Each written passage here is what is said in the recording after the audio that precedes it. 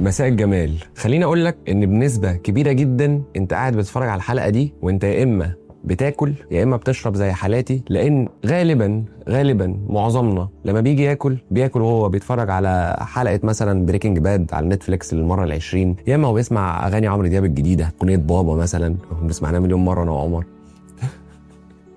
يا اما هتلاقي نفسك بتتكلم على الواتساب او بتلعب جيم بابجي. المهم انك بتلهي نفسك في اي حاجه وانت بتاكل. مش بس كده، خليني اقول لك ان الناس طريقه اكلها كمان بتختلف وبيبقى عليها ضغوطات. يعني مثلا تلاقي واحد شغال فريلانس والدنيا تمام بيشتغل من البيت، فطول ما هو قاعد بيشتغل عمال بياكل، او العكس واحد شغال في كوربريت فعنده بريك الاكل ده قوي فتلاقيه بياكل بسرعه وقت البريك عشان يلحق يعمل مكالمه ويلحق مش عارف يهرج مع زميلته قبل ما يرجع تاني الشغل. يا اما ثالث وضع، واحد مثلا عنده شغل الصبح وبيفطر على عربيه فول وياخد السندوتش على الواقف كده ولا لو هو متشعلق في الاتوبيس وبياكل برضه في حاله او كونديشن مش مظبوط. تفتكر كل الاوضاع دي انت عايزها ان هي ما تاثرش على علاقتنا بالاكل؟ ده غير كمان اللي يا دوبك بيحاول يلحق ياكل ما بين الميتنج للتاني. هل تظن ان كل ده مش هيأثر على علاقتنا بالاكل؟ طب خليني اسالك سؤال تاني، ايه اللي بيحدد هتاكل النهارده او كمان شويه او حتى كمان اسبوع؟ ايه مقومات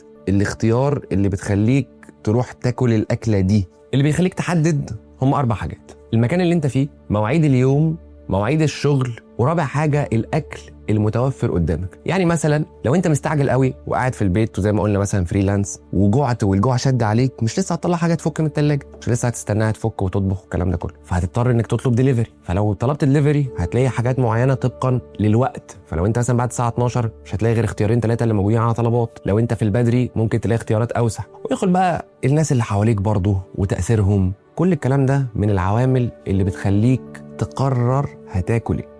بس انت طبعا كإنسان معاصر ومتابع جيد لدايت اند تشيت ومش عايز تسيب نفسك للأهواء علشان ما تسيبش كرشك يضرب، ومش بس عشان شكلك والكرش يضرب، لا ده كمان في ناس بتبقى عايزه تعمل كده علشان خاطر صحتها. فالناس دي بتقرر تعمل ايه؟ ايوه اللي جه في دماغك، يشتركوا في اي بروجرام ويعملوا دايت بلان. كلمة دايت هي كلمة إغريقية معناها طريقة العيش، والمرادف بتاعها في اللغة الإنجليزية هي كلمة ريجيم ومعناها بالعربي نظام. وطبعا النظام حلو مفيش كلام ومفيش جدال على ده، انك تحدد لنفسك اصناف اكل محدده بتاكلها بكميات محدده وفي توقيتات. احيانا الناس برضو بتحط التوقيتات ككونسترين او كقيد انك تاكل في توقيتات محدده. ولكن كعادتنا كاي بشر، الافكار اللي بتراودنا وبتفضل تمسك في دماغنا اول ما بتحس ان انت ملتزم باي نظام، مش بس نظام في الاكل، اي نظام في حياتك، لما تحس انك مقيد بنظام ما، انت عارف كويس قوي انك بتبتدي تجيلك افكار كده زي خروج عن النص. واللي في النظام الغذائي بتتمثل الخروج عن النص دي بالكريفنجز المشهوره للفاست فود بقى والجنك فود والحاجات اللي قلبك يحبها، واللي انت اقصتها غالبا بتقصيها تماما من نظامك الغذائي علشان تقدر توصل للجسم والصحه اللي انت بتتمناهم. قائمه الممنوعات اللي اي حد، غير طبعا دايت اند تشيت ان احنا بنعمل انظمه غذائيه مرنه جدا، اي حد بيعمل دايت او بيروح لدكتور الدايت اللي بيطلع ورقه من الدرج بيلاقيه كاتب له قائمه ممنوعات كده عبثيه جدا، بتبقى غالبا مكتوب فيها البرجر والبيتزا والمكرونات والعيش والسكر واللي بتخليك في الاخر توصل لحاله من الاختناق وتبقى مستني اليوم الفري عشان هو ده اليوم اللي انت المفروض هتاكل فيه حاجات من قائمه الممنوعات دي، الحاجات اللي انت بتفضل مستني اليوم الفري مخصوص علشان تاكلها وبتفضل متعذب بيها طول الاسبوع. ده حتى يعني بيجي لي عملاء بيبقى نفسهم ياكلوا اكلات عبثيه جدا في اليوم اللي هياخدوه فري من الدايت. يعني تبتدي تجيلك افكار عن ان انت تاكل كشك بالليه او محشي بصل. انا يعني برضه محشي بصل ومحشي الطماطم حاجات عجيبه جدا. انا جالي عميل بيقول لي انا نفسي في اليوم الفري اكل طعميه سخنه متقطعه صوص على شرايح طماطم في عيش فينو. ليه توصف لي الوصف ده؟ وليه ده اللي تكريف عليه وانت عامل دايت؟ يعني اكله بسيطه جدا، اكله جميله مفيش اي غبار عليها، بس بسيطه جدا ان واحد دماغه تروح ليها وهو عامل دايت. مع الالحاح الشديد للكريفنجز او الاشتياقات للاكل اللي انت عمال تفكر فيه ده، اوعى تفكر ان انت هتعرف تنتصر. غالبا الكريفنجز هي اللي بتنتصر وصوتها بيعلو عن اي حاجه، خسسان او صحه او تحسين اللايف ستايل.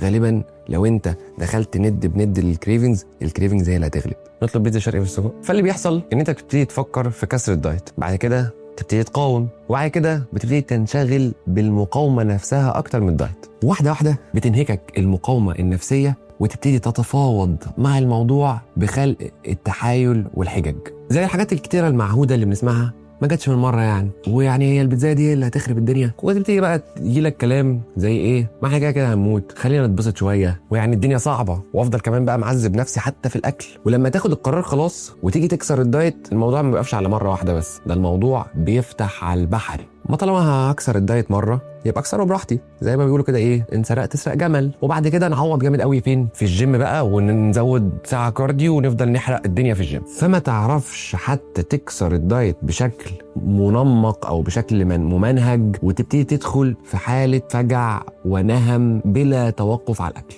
كتعويض عن الحرمان والذل الناتج عن النظام اللي انت عملته لنفسك.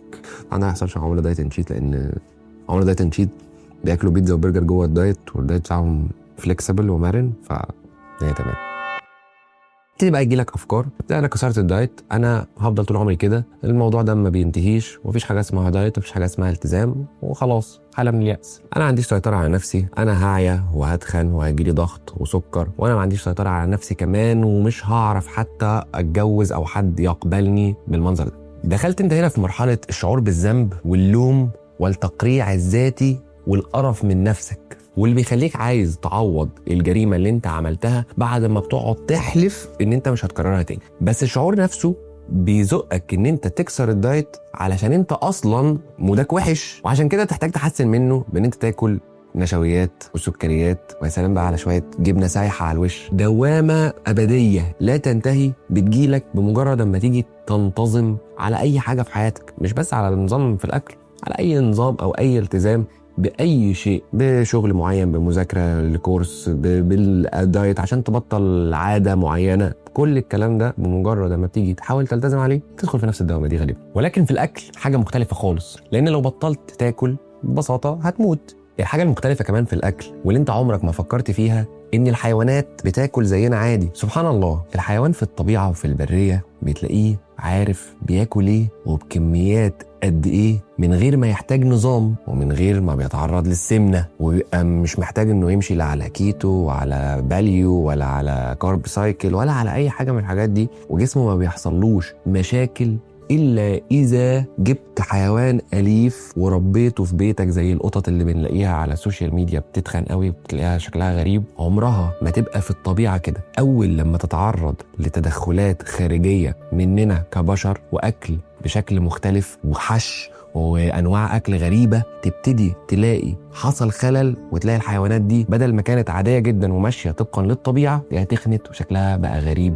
ومش طبيعي. لان انت فكر فيها كده، عمرك ما شفت اي حيوان بري ما بتعرفش تربيه زي الاسد مثلا، عمرك ما شفت الاسد بيحش او اسد تخين، ولا الغزاله مثلا شفتها بتحاول تجرب اللحمه. حتى البهيمه اللي في المزرعه مهما حطت لها علف هتاكل على قدها، الا اذا البهيمه دي اتحقنت بحاجات خارجيه، ومن ضمن الحاجات دي هرمونات زي اللي لعيبه كمال الاجسام بتاخدها على فكره. الهرمونات دي بتزود الجوع عندها وتخليها تسمن وتربي لحم زياده. لكن لو سبتها اورجانيك بدون اي حقن هتلاقيها بهيمه في المزرعه وبتاكل على قدها. باختصار، عمرك ما هتلاقي اضطرابات غذائيه عند اي حيوان في الطبيعه. والاعتقاد الشائع ان البشر زمان في العصور البدائيه كانوا كده، بياكلوا على قدهم رغم تنوع الاكلات المتاحه. برضه كل دول ولا احتاجوا دايت، ولا احتاجوا ان هم يدرسوا تغذيه، ولا يعرفوا كل نوع اكل بيعمل ايه وبيأثر على جسمك ازاي. بل اتفرج على اغلب الصور للناس في القرن اللي فات، هتلاقي ان اغلبهم نحاف وباين عليهم ملامح عضليه بسيطه وفي كامل صحته. قارنه بقى باي تسجيل حالي هتلاقي اغلب الناس تخان. هو ايه الحكايه؟ ازاي النهارده بعد الوصول للعلم والدراسات واحدث الاساليب في التغذيه واحدث الانظمه اللي بتجيب نتيجه، لقوا معرفه بقى كل قيمه غذائيه وتاثيرها عليك، والماكروز والبروتين والكارب والفات، وجسمك محتاج قد ايه بروتين وقد ايه كارب وقد ايه دهون صحيه في اليوم، والمايكرو نيوترينتس والفيتامينات والمعادن وكل الهيلمان ده، وبرضه مش قادر ان انت توصل لجسم صحي وشكله كويس. ليه عمال بتسأل نفسك طول اليوم ان انت ليه مش عارف تبطل تفكير في الاكل برضه طول اليوم؟ مش بس كده، انت لما بتيجي تاكل الاكل العادي، مش هنقول عليه الاكل الدايت، الاكل اللي هو بس مش مبهرج ومليان صوصات والحاجات اللي احنا بنشوفها في الجانك فود، الاكل العادي بتاع بيوتنا، ما بتحسش بنفس الاشباع والرضا عن الاكل التاني. المعضله الغريبه دي سببها حاجه عمرها ما هتيجي على بالك، مع انها حاجه احنا قلناها في اول الفيديو. المعضله دي سببها باختصار انك مشتت.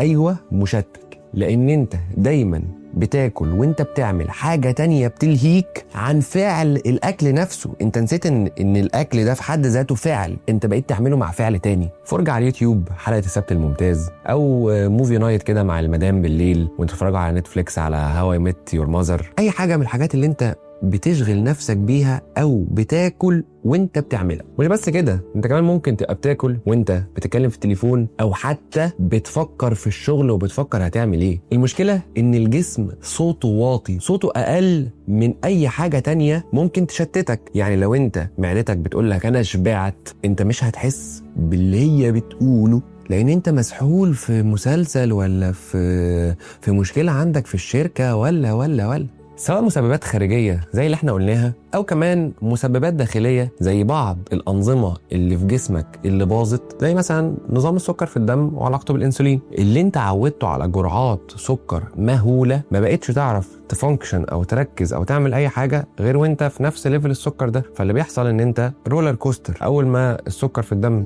بينخفض تبقى محتاج تدخل سكر تاني، وبيبقى صوتهم اعلى من هرمون الجريلين والليبتين اللي هم هرمون الشبع وهرمون الجوع. ان انت بتدخل في دوامة لا نهائية من نهم للسكريات عشان تعرف بس تعيش وتتعامل مع البشر.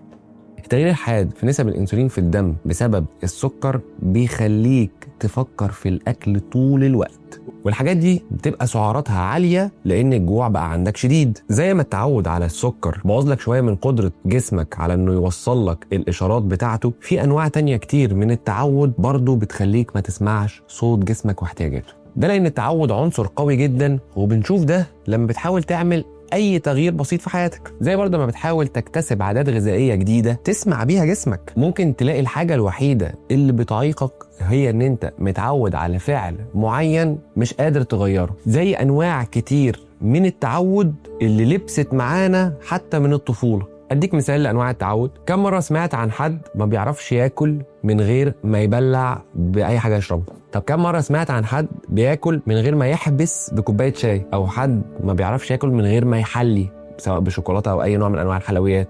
زي برضو التعود على ان انت تاكل وانت بتتفرج على حاجه. في ناس ما بتعرفش تاكل من غير ما تبقى مجهزه القعده والفرجه حتى ولو على الموبايل. وحتى انت مع صحابك، انتوا اول ما تيجوا تظبطوا خروجه متعودين ان انتوا تشوفوا هنروح ناكل فين. نرجع للموضوع حتى من اصله من الصغر.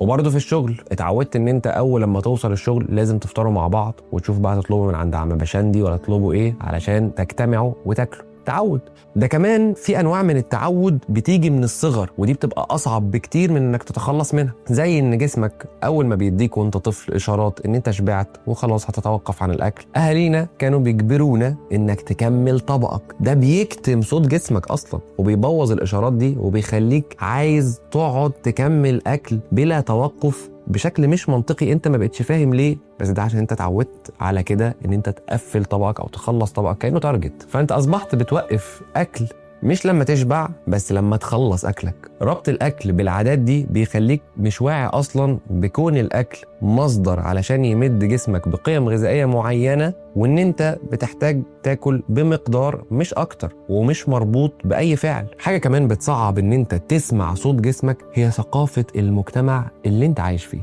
في مصر مثلا البيت الكريم معروف ان هو اول ما بيتعزم فيه ناس لازم تقدم اكل وتسالي ومكسرات وعصير وشاي.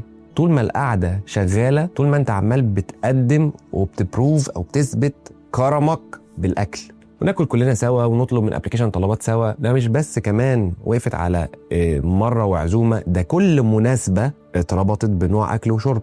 اول يوم رمضان ليه طقوس في الاكل. معظم الناس بتاكل محشي وبط وحاجات معينه كده في رمضان وبشاميل، ليها شويه حاجات معينه. يوم عاشوراء، عيد القيامه المجيد، كل مناسبه ليها اكل. عيد الفطر عيد ليه اكل، عيد الاضحى ليه اكل. مش عارف بعد ما بنخرج من رمضان بناكل فسيخ ولا رنجه علشان نكسر بيها الصيام.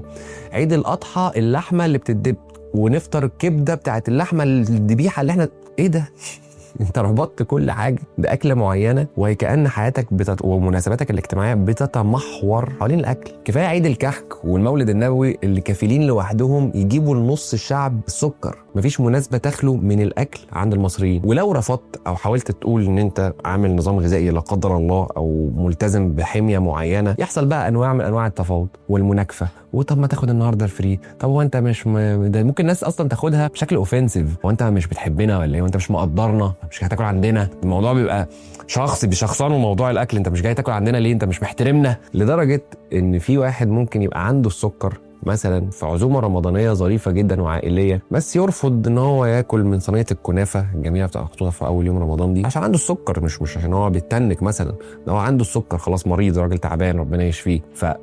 الناس بتقول له طب ما جاتش من الحته دي. انت مدرك انت ممكن تموته؟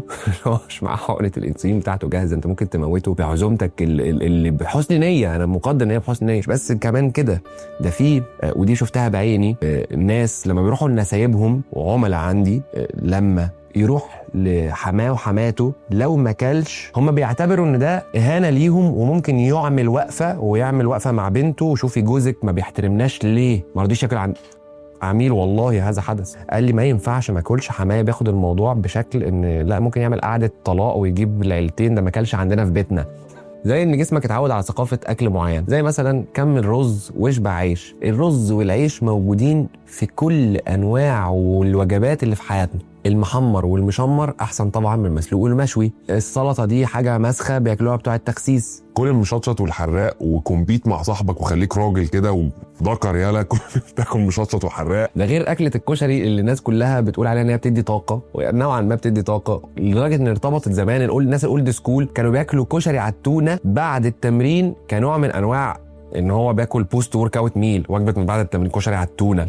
فجسمك لسنين اتعود ان ده الريفرنس اللي بيقيس عليه. وحاجه كمان بتاثر على وعيك باكلك واحتياجات جسمك، هي ثقافه الاستهلاك والسوشيال ميديا والاعلانات. زي ما تقعد تتفرج على محتوى اكل زي عمرو شريف ومرقص كوزين ومحمد حازم وبشاميل الخميس، انا بحبهم جدا، بس مرقص مثلا عمل سندوتش جبنه، الناس بتقول سندوتش جبنه عمله باللحمه اللي اتخذت 12 ساعه تسويه. يعني هو سندوتش الجبنه مروح معاه في حته تانية، زي البتنجان اللي اخذ البرجر في حته تانية. كل المحتوى ده والتاثيرات دي ما بتاثر عليك. او بتتفرج على نوعيه المحتوى اللي بتسمى الفود بورن، او اللي هي طريقه العرض الاكل بشكل مثير ومغري علشان يستثير جوعك. جسمك بيتخيل انه محتاج ياكل الاكل ده، بل ممكن تحس انك جعان وانت مش جعان اصلا. والاكلات اللي هم بيجيبوها غالبا اكل مش صحي ولا عمر جسمك كان عايزها، بس البريق والشكل والتغليف والدوقان والمناقشات على الاكل والزن على الودان يخليك حاسس ومتبرمج ان هو ده الاكل الحلو واللي انت محتاجه. فكرة الاعلانات اصلا قايمة على ان هي تبعت رسائل غير مباشرة لعقلك الباطن عشان تبرمجه انه يعوز المنتجات المعينة اللي الشركات المعلنة بتعلن عنها، واللي هي في حالتنا هنا انواع واصناف الاكل اللي بتتباع في مطاعم الوجبات السريعة والجانك فود، عن طريق ان هي تربط الاكل اللي بتقدمه بمشاعر زي السعادة والصحبة والمشاركة وغيره. ده غير كمان مشاعر تانية زي التحقق والحرية والاستمتاع، كل ده بيربطولك بالاكل. فكرة الرأسمالية المعتمدة على تنوع الأصناف وتجديدها كل شوية، زي ما تشوف إن شيبسي مثلا بطعم جديد نزل، شيبسي بطعم الزبادي اليوناني بالصلصة الحارة، فتجيب أكتر من نوع شيبسي جنب بعض علشان تجربهم وتشوف الباتشاية الجديدة دي بتقول إيه. وكذلك لو جيت لقيت نوع مولتو جديد نزل بالبيستاشيو وبالسولتد كراميل وبالحاجات الجديدة اللي أنت لازم ما تعديش من قدامك من غير ما تدوقها وتجربها وتشوف الحاجة دي بتقول إيه. أو زي ما أكيد أخدت بالك إن بلبن كل فترة يطلع لك بترند بلبن الجديد، بداية من الأشطوطة لحد مش عارف وصلوا لحد إيه، كانت الدباديب ولا إيه اللي وصلوا لحد آخر حاجة فزعة، في كيكة الفزعة دلوقتي او كيكه الفزعه اللي انا لسه ما سمعتش عنها لحد دلوقتي. الحاجات الجديده دي بتخليك عايز تجربها كل شويه. وبلبن ده لوحده او الاكسبيرينس، المحلات اللي بتقدم منتجات شبه بلبن، انا مش بكلمك على البراند بعينه، ولكن الكونسبت ده بشكل عام كفيل ان هو يبوظ لك عدادات جسمك كلها. وريلز بقى شيخ المندي واللحمه الدايبه وحات احمد ندى، وبعد كده تلاقي صينيه شريمب زون اللي ب 3000 جنيه اللي عليها طلطعون كده ولا مش عارف اسمه ايه بقى كبير كده، اللي هي استاكوزايه ضخمه جدا قاعده على في نص الصينيه كده. كل ده لانك مهتم تجرب كل جديد وفريد في الاكل، وتلاقي جسمك بيجرب حاجات عمرك ما كنت تتخيل ان انت تاكلها ولا انت محتاجها اصلا. طب ايه الحل؟ احنا هنفضل نتشتت ونتوه في دوامة الحياة المعاصرة دي من غير ما نلاقي حل يخرجنا منها؟ لا، في خطوات ممكن نحل بيها المسألة. أول خطوة، لو كنت متعود إنك تتفرج على حاجة وإنت بتاكل، دي أول حاجة لازم تستغنى عنها. يبدو الكلام إنه سهل وبسيط، إيه يعني هاكل وأنا باكل بس مش بعمل أي حاجة تاني؟ مش صعبة يعني. إيه يعني ما أكل من غير ما أتفرج على حاجة؟ سهلة. لكن للأسف لو جربتها هتحس قد إيه الموضوع صعب، لأن دي حاجة أنت ما عملتهاش من سنين، وهتلاقي نفسك عمال بتفرك وذاكرتك العضلية بتتمد لا إراديا على الموبايل، وعمال تحاول تدور على أي حاجة تفتحها. بس ده ضروري يتعمل، مش مهم هتاكل إيه أو هتاكله إزاي، بس ضروري إنك تبقى وإنت بتاكل مدرك تماما إن أنت قاعد بتقوم بفعلة الأكل، بس إنك تعيشه وتوعى عليه، انك وانت بتاكل تبقى شايف الاكل وشامم الاكل وماسك الاكل وحاسس بيه. واول لما تبتدي تاكله تركز وانت بتدوقه، تركز وانت بتمضغ، وتركز حتى وانت بتبلع الاكل. حساب السعرات والنظام الغذائي ده ليه وقته وليه ناسه، لكن وقت ما بتيجي تاكل انت بتاكل وبس من غير اي حسابات وافكار تانية. لو عملت ده هتلاقي شيء غريب جدا بيحصل، انك غالبا في نص الوجبة هتلاقي نفسك شبعت. ايوه يا عالمي، هتلاقي نفسك قمت من الأكل وانت حرفيا ما عدتش نص الكمية أو بالكتير قوي 3/4. تاني حاجة هتلاحظها إن شهيتك ما هياش عشوائية، بل هتلاقيها مربوطة باحتياجات معينة جسمك بيقولك عليها، لأن كل يوم خلي بالك مختلف عن التاني. احتياجات جسمك كل يوم من فيتامينات ومعادن وبروبايوتكس، بكتيريا نافعة، بكتيريا مش عارف ايه، كل الكلام ده جسمك بيحتاجوا بشكل متغير في اليوم عن اليوم اللي بعديه، طبقا لمجهودك وطبقا لمتغيرات تانية كتير. يعني جسمك لو عنده نقص زنك، انت باي نيتشر كده بالطبيعي هتلاقي نفسك بتكريف او بتروح ناحية الاكلات اللي فيها زنك، ده لو انت ما بوظتش السيستم الداخلي. بل جسمك كمان المفروض ان هو متسيستم على ان هو يقدر يحدد كمية السعرات اللي محتاجها طبقا لكمية المجهود اللي انت بتبذله يوميا، سواء بقى مجهود ذهني او مجهود حركي او ايا كان. وجسمك بيديك اشارات بامتى محتاج تدخل السعرات دي. هتلاحظ كمان التأثير المختلف للأكل عليك، ما بين أكل بيتعب معدتك أو أكل بيريح معدتك. إنك تاخد بالك الأكل ده بيجيب لك تخمة ولا بتحس نفسك خفيف. هتحس كمان بتأثيره على مزاجك أو نشاطك أو وضوح تفكيرك وقوة تركيزك في المهام اللي بتعملها. هل لما بتاكل الفطيرة المشكل جبن اللي عليها إضافتين سجق بتبقى موخم ولا بتبقى قادر تشتغل؟ بتبقى عايز تنام ولا بتبقى قادر تفانكشن؟ هل في أعراض حساسية بتحسها بعد ما بتاكل صنف معين من الأكل، زي حكة أو هرش أو تغير في لون الجلد؟ الحاجات الأعراض الحساسية اللي بناخد لها أنتي هيستامين. لا يخليك تختار أنواع أكل مش بتتعبك أو تفرهدك أو تجيب لك أعراض جانبية سيئة. أيوة يا عالمي، أنت لما بتبقى واعي بأكلك ده لوحده بيخليك تظبط كمياته ووقته وأصنافه، وده اللي بيخليك تنزل في الوزن لو انت زايد او تزيد لو انت ناقص، لانك قادر تسمع صوت جسمك واحتياجاته، بل وكمان تتواصل معاه. فجسمك بقى هو الدايتيشن بتاعك، هو اللي قادر يحدد الدايت، وهو اللي قادر يحدد هتاكل ايه وقد ايه وامتى. طبعا كويس انك تبقى عارف معلومات عن الاكل والكالوريز واصناف الاكل وتاثيرها على جسمك، ده لوحده جزء من الوعي بالاكل، لكن اوعى تخلي ده يشغلك عن جسمك بيقولك هو محتاج ايه. لان الانظمه الغذائيه المختلفه اللي بتطلع ترندات كل شويه زي الفيجان والكارنيفور والكيتو مش بتراعي الفروقات الفرديه ما بين الانسان ولا الاحتياجات الشخصيه لكل واحد فينا، اللي ممكن تتغير مع السن ومستوى النشاط والمرحله